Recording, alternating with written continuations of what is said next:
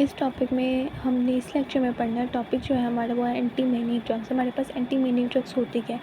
Anti manic drugs हमारे पास वो है जो मैनिया के सिम्टम्स में यूज़ होती है। मैनिया हमारे पास क्या है, मैनिया हमारे पास एक डिजीज़ है जिसको हम कहते हैं कि एक्साइटेटेड स्टेट है। जैसे हमारे पास डिप्रेशन है तो mania is just opposite of the depression. ठीक है, अब अगर एक बाइपोलर हमारे पास पेशेंट है जिसको बाइपोलर डिजीज़ है तो उसमें हमें 2 तरह के सिम्टम्स शो होंगे। उसमें हमें डिप्रेशन भी शो होगा, हमें मैनिया भी शो होगा। डिप्रेशन में हमें क्या होगा कि पर्सन एक टाइम पे तो बहुत ज़्यादा डिप्रेस हो चुका, सोशल विड्रॉल होगा, कोई भी हमारे पास वो एक्साइटेड सिम्टम शो नहीं करेगा। और एक टाइम पे पर्सन एक्सट्रीम एक्साइटेड होगा और एक्साइटेड सिम्टम शो करेगा, तो उसको हम कहते हैं ऐसे पर्सन को कि वो बाइपोलर डिजीज़ है, उसको वो बाइपोलर का पेशेंट है। तो उसको हम सिर्फ एंटी मैनिक ड्रग्स नहीं दे सकते, क्योंकि अगर हम एंटी मैनिक ड्रग्स देंगे तो जब वो मैनिया के सिम्टम्स शो करेगा तो वो बहुत एक्सट्रीम हो जाएंगे। वो पर्सन जिसे सिर्फ मैनिया है उसे ही हम एंटी मैनिक ड्रग्स देंगे। अब हम इसको डायग्नोज कैसे करते हैं, एक पर्सन को मैनिया है, अब हम कैसे बताएंगे कि उसको ये डिज़ीज़ है।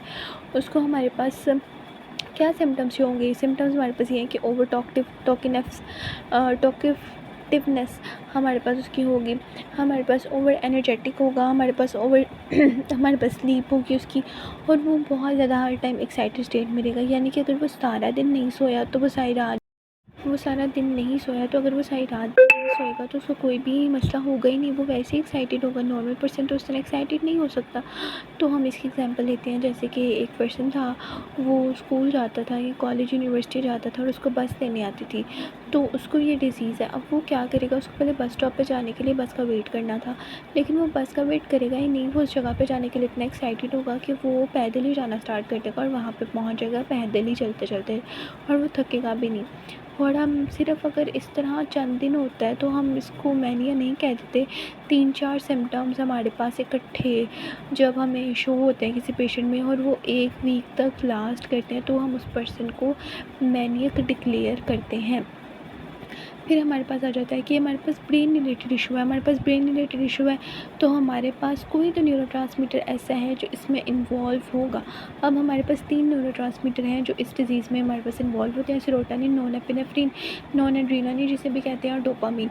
स्पेशली तो हमारे पास डोपामिन और नॉन एड्रेनालिन ये इंपॉर्टेंट होंगे इस डिज़ीज़ में। क्या होगा कि इनका लेवल जो है वो हमारी बॉडी में क्या हुआ होगा, हमारे पास इसका लेवल इंक्रीज़ हुआ होगा मैनिक पेशेंट में। किसका, नॉन एड्रेनालिन का और डोपामिन का लेवल बॉडी में इंक्रीज़ हुआ होगा। अब हम ड्रग्स कौन कौन सी देते हैं, ड्रग्स हमारे पास ये 3 हैं। ये बेसिकली जो एंटी मैनिक ड्रग्स है उसको हम मूड स्टेबलाइजर्स भी कहते हैं, जिसमें हमारे पास फर्स्ट तो लिथियम कार्बोनेट है, सोडियम वेलपोरेट और कार्बामेज़ेपिन है। अब हमने ये देखना है ये तीनों ड्रग्स किस तरह यूज़ होती हैं और इसके क्या इफ़ेक्ट्स हैं। अब इन तीनों ड्रग्स का पर्पस क्या है, इन तीनों ड्रग्स का पर्पस है कि बेसिकली जो इन दोनों न्यूरोट्रांसमीटर की ओवर एक्टिविटी हुई हुई है उस ओवर एक्टिविटी को कम कर दे ताकि पर्सन नॉर्मल कंडीशन में आ जाए। ठीक है, क्योंकि ओवर एक्साइटेड है ना ये न्यूरोट्रांसमीटर, इनको कम करना ही इसका मेन पर्पस है। अब सबसे जो फर्स्ट चॉइस ऑफ ड्रग है वो हमारे पास लिथियम कार्बोनेट है, लेकिन सोडियम वेलपोरेट और हमने मैकेनिज़्म ऑफ एक्शन देखने सबसे पहले हम देख लेते हैं मैकेनिज़्म ऑफ एक्शन सोडियम वेलपोरेट का और कार्बामेज़ेपिन का, ये दोनों हमारे पास किस तरह काम करते हैं। अब समझ लें हमारे पास ये हमारे पास न्यूरॉन है और ये हमारे पास उसका टर्मिनल है, ये हमारे पास सिनैप्टिक लेफ्ट है और ये हमारे पास दूसरा न्यूरॉन है, जैसे हमारे पास बेसिकली न्यूरो ट्रांसमिशन होती है। अब आप देख लें, आप एज्यूम कर लें कि हमारे पास 2 न्यूरॉन्स हैं। ठीक है, एक न्यूरॉन्स में जो हमारे पास वेसिकल है उसमें डोपामिन है और एक में हमारे पास नॉन एड्रेनालिन है। 2 न्यूरॉन है, दोनों में अलग अलग हमारे पास न्यूरोट्रांसमीटर है। इन न्यूरोट्रांसमीटर की बेसिकली क्या हुई है, ओवर एक्साइटेशन, और इस ड्रग ने उसकी ओवर एक्साइटेशन को ही कम करना है। ओवर एक्साइटेशन को ही कम करना है। हम क्या करेंगे कि ये जो हमारे पास सोडियम वेलपोरेट और हमारे पास कार्बामेज़ेपिन है, ये दोनों ड्रग्स हमारे पास ये सोडियम वेलपोरेट और कार्बामेज़ेपिन जो है ये हमारे पास सोडियम ब्लॉकर है। हमें पता है हमारे पास जब तक एक्शन पोटेंशियल जनरेट नहीं होगा तब तक हमारे पास न्यूरोट्रांसमीटर से न्यूरॉन्स हमारे पास न्यूरोट्रांसमीटर रिलीज़ ही नहीं होगा सिनैप्टिक वेसिकल में। अब ये किस तरह है, हमारे पास ये सोडियम अंदर आएगा, कैल्शियम अंदर आएगा, पोटेशियम बढ़ जाएगा, एक्शन पोटेंशियल जनरेट होगा, फिर हमारे पास ये वेसिकल बर्स्ट होगा, रिलीज़ होकर अपने रिसेप्टर्स पे बाइंड करेगा। जब तक ये जनरेट ही नहीं होगा, ये रिलीज़ ही नहीं होगा, तो बेसिकली हमारे पास ये दोनों ड्रग्स हैं, ये सोडियम चैनल ब्रोकर हैं। जब सोडियम हमारे पास ब्लॉक हो जाएगा तो हमारे पास ये रिलीज़ ही नहीं होगा। जब ये रिलीज़ ही नहीं होगा तो इसका जो लेवल इंक्रीज़ हुआ था वो डिक्रीज़ होना स्टार्ट कर देगा। अब हमने देखना है mechanism of action lithium carbonate की। हमारे पास फर्स्ट चॉइस ऑफ ड्रग है, ये हमने देख लिया था। हमारे पास एंटीमेनिया की 3 ही ड्रग थी, जिसमें हमारे पास सोडियम वेल्पोरेट था, हमारे पास कार्बामेज़ेपिन था, हमारे पास लिथियम कार्बोनेट था, जिसमें लिथियम कार्बोनेट हमारे पास फर्स्ट चॉइस ऑफ ड्रग थी। इसका जो एग्जैक्ट मैकेनिज्म है वो हमें नहीं पता, सिर्फ हाइपोथेसिस इसके बारे में जनरेट किए गए हैं, उसके बेसिस पे इसके 3 तरह के हाइपोथेसिस हैं, वो हम वन बाय वन डिस्कस करते हैं। यहाँ तो सबसे पहला तो ये है कि हमारे पास एक रिसेप्टर है, GCPR रिसेप्टर है, जिसके साथ सोडियम अटैच होता है, ठीक है, जिसके साथ सोडियम अटैच होता है। जब हमने लिथियम कार्बोनेट दी तो क्या हुआ कि जब हमने लिथियम कार्बोनेट दी तो सोडियम रिप्लेस हो गया और सोडियम की जगह हमारे पास लिथियम आ गया। अब सोडियम को रिप्लेस करके लिथियम हमारे पास अटैच हो गया, ठीक है, ये हमारे पास अटैच हो गया। तो जब हमारे पास सोडियम एक्टिवेट ही नहीं होगा, सो हमारे पास न्यूरो ट्रांसमिशन जनरेट होगी कैसे? ये हमारे पास जनरेट ही नहीं होगी, हमारे पास रिसेप्टर ही डीएक्टिवेट हो जाएगा, क्योंकि रिसेप्टर के साथ हमने देखा रिसेप्टर के साथ सोडियम लगा हुआ है। जब हमारे पास लिथियम कार्बोनेट हम एक ड्रग देंगे और वो सोडियम को रिप्लेस करके लिथियम लगा देगा, तो हमारे पास रिसेप्टर तो डीएक्टिवेट हो गया। ये हमारे पास रिसेप्टर डीएक्टिवेट हो गया तो हमारे पास न्यूरो ट्रांसमिशन जनरेट ही नहीं होगी। अब हमारे पास जिसका सेकंड मैकेनिज़्म ये है कि हमारे पास जो लिथियम है ये वेसिकल्स को कि एक्सोसाइटोसिस को इनहिबिट कर दे, मतलब कि ये हमारे पास वेसिकल है, वेसिकल में ये हमारे पास न्यूरो ट्रांसमीटर कौन सा हो सकता है? या तो डोपामीन हो सकता है, या तो हमारे पास हो सकता है नॉन एपिनेफ्रिन, नॉन एड्रेनालिन। उनको निकलने कैसे नहीं देगा? जो हमने यहाँ पे मैकेनिज़्म पढ़ा, यहाँ पे हमने क्या मैकेनिज़्म पढ़ा था? यहाँ पे मैकेनिज़्म यही पढ़ा था कि जब सोडियम को हम ब्लॉक कर देंगे तो हमारे पास ये वेसिकल ब्रस्ट ही नहीं होगा। तो सेम हमारे पास यही इसका एक दूसरा प्रपोज मैकेनिज़्म है। यहाँ तो आप ये कर लें। अब हम देखते हैं थर्ड क्या है।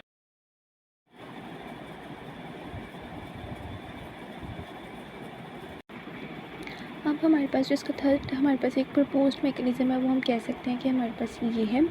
पहले हमने देख लिया, पहले में हमने देखा था कि हमारे पास एक GCPR रिसेप्टर था, जिसके साथ सोडियम था। जब हम लिथियम कार्बोनेट देते थे तो सोडियम रिप्लेस होकर लिथियम लग जाता था, हमारे पास वो रिसेप्टर डीएक्टिवेट हो जाता था। दूसरा हमारे पास मैकेनिज़्म था, हो सकता है वो ये करता हो कि हमारे पास वेसिकल को ब्रस्ट ही ना होने देता हो। जब वेसिकल ब्रस्ट ही नहीं होगी तो हमारे पास एक्शन पोटेंशियल जनरेट नहीं होगा, रिसेप्टर अपना फंक्शन परफॉर्म करेगा ही नहीं। अब हमारा तीसरा मैकेनिज़्म ये है कि हमारे पास ये एक सेल मेम्ब्रेन है। उन्होंने हमें कहा है कि हमारे पास एक सेल मेम्ब्रेन है और ये GCPR रिसेप्टर ही है, हमारे पास एक सेल मेम्ब्रेन है। और हमारे पास हमने पढ़ा था ना सर्पेंटिन रिसेप्टर, हमारे पास वो रिसेप्टर है। ये हमारे पास रिसेप्टर की बाइंडिंग साइड है। अब हमारे पास बाइंडिंग साइड पे फॉर एग्जांपल हमारे पास नॉन एपिनेफ्रिन बाइंड हो गया, हमारे पास डोपामीन भी यहाँ पे बाइंड कर सकता था। जब जैसे हमने इसका मैकेनिज़्म पहले भी पढ़ा हुआ, जब हमारे पास नॉन एपिनेफ्रिन बाइंड हुआ इसके साथ क्या हुआ, हमारे पास फोस्फोलैपेज सी एक्टिवेट हुआ। फोस्फोलैपेज सी ने हमारे पास फोस्फोइनोसिटोल फॉस्फेट बनाया। आपको पता है फोस्फोइनोसिटोल फॉस्फेट 2 में टूटता है, हमारे पास डैग में टूटता है, डाईएसाइल ग्लिसरॉल में टूटता है और हमारे पास इनोसिटोल ट्राइफॉस्फेट में टूटता है। इन दोनों में ये टूट गया, ठीक है। टूटने के बाद ये जो हमारे पास मैकेनिज़्म है ये हमारे पास साइटोप्लाज्म में हो रहा है। ये वाला मैकेनिज़्म साइटोप्लाज्म में हो रहा है। ये हमारे पास साइटोप्लाज्म के सेल में आ गया, ठीक है। साइटोप्लाज्म के सेल में आके ये दोबारा इनोसिटोल फॉस्फेट और दोबारा इनोसिटोल और फोस्फोइनोसिटोल डाइफॉस्फेट में कन्वर्ट होकर मेम्ब्रेन के अंदर चला जाएगा। हमारे पास ये मैकेनिज़्म आपने देखा, जब हमारे पास रिसेप्टर पे हमारे पास वो न्यूरोट्रांसमीटर आके बाइंड किया, हमारे पास फोस्फोलैपेज सी से फोस्फोइनोसिटोल डाइफॉस्फेट बना, उससे डैग बना, IP3 बना, दोबारा IP3 से हमारे पास फोस्फोइनोसिटोल डाइफॉस्फेट बन गया। हमारे पास डैग क्या करेगा, ये हमारे पास फोस्फोकाइनेज सी को एक्टिवेट करवाने के बाद ये अपना रिस्पॉन्स प्रोड्यूस करेगा, जो इसने अपना रिस्पॉन्स प्रोड्यूस करना है, ठीक है। ये हमारे पास मैकेनिज़्म है। अब हमारे पास डैग की वजह से फोस्फोकाइनेज सी हमारे पास एक्टिवेट हुआ था। इसकी एक्टिवेशन में हमारे पास ये भी हेल्प करेगा। हमारे पास जब ये फोस्फोइनोसिटोल ट्राइफॉस्फेट एक्टिवेट हुआ था साइटोप्लाज्म के अंदर, तो इसने क्या किया था, कैल्शियम चैनल ओपन करवा दिए थे। ये हमारे पास साइटोप्लाज्म में कैल्शियम चैनल ओपन हो गया और हमारे पास mobilisation of calcium channel in cell होगी। जब हमारे पास कैल्शियम फॉर एग्जांपल ये हमारे पास सेल है और कैल्शियम हमारे पास अंदर आना स्टार्ट हो गया, तो ये जो कैल्शियम है ये भी हेल्प करेगा इसको एक्टिवेट करवाने में। ये तो इसको एक्टिवेट करवाने में हेल्प कर रहा है, ये भी इसको एक्टिवेट करवाने में हेल्प करेगा और हमारे पास रिस्पॉन्स जनरेट होगा, ठीक है। अब ये हमारे पास एक नॉर्मल मैकेनिज़्म है। अब जब हम लिथियम दे देते हैं तो वो क्या करती है, हमने वो देखना है। अब हमने लिथियम कार्बोनेट दे दी, ठीक है। अब हमारे पास क्या हो रहा था, ये सारा मैकेनिज़्म हमने देख लिया था। फोस्फोइनोसिटोल से इनोसिटोल फॉस्फेट बन रहा था और इससे इनोसिटोल बन रहा था, और हमारे पास इसकी कंसंट्रेशन इंक्रीज़ होती जा रही थी। इसकी कंसंट्रेशन पे फ़र्क तो पड़ नहीं रहा था, क्योंकि ये जो टूट रहा था दोबारा भी बनता जा रहा था और ये प्रोसेस चलता जा रहा था। अब जब इनोसिटोल फॉस्फेट से इनोसिटोल ही नहीं बना, लिथियम ने इसको हमारे पास ब्लॉक कर दिया, तो हमारे पास इसकी कंसंट्रेशन क्या हो जाएगी, डिक्रीज़। जब इसकी कंसंट्रेशन डिक्रीज़ हो जाएगी तो हमारे पास क्या होगा, बेसिकली क्या होगा, न्यूरोट्रांसमीटर का लेवल कम होना स्टार्ट हो जाएगा। हमारे पास पाथवे रन ही नहीं करेगा, पाथवे इनएक्टिवेट हो जाएगा। जब पाथवे इनएक्टिवेट हो जाएगा तो हमारे पास कोई वो रिस्पॉन्स जनरेट नहीं होगा, बिल्कुल भी नहीं होगा। लिथियम स्पेसिफिकली हमारे पास न्यूरॉन पे एक्टिवेट नहीं करता। जो पाथवे, ये देखिए पाथवे दोबारा हमारे पास चल रहा है, और पाथवे की दोबारा एक्टिवेशन की वजह से जो ओवर एक्टिविटी हुई होती है उसको कम करता है। इस तरह ही हमारे पास वर्क करता है।